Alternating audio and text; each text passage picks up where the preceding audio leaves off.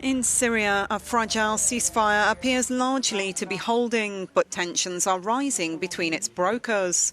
The US, which backs some rebel groups in the civil war, and Russia, which supports troops loyal to President Bashar al-Assad, agreed to cool fighting starting last Monday.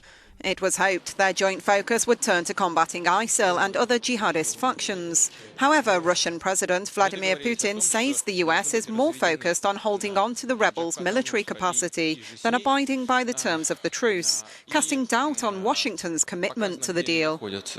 We, Russia and the US, agreed that al-Nusra Front should be distanced from the opposition and their location should be disclosed, as well as that of the so-called healthy or moderate forces, he said.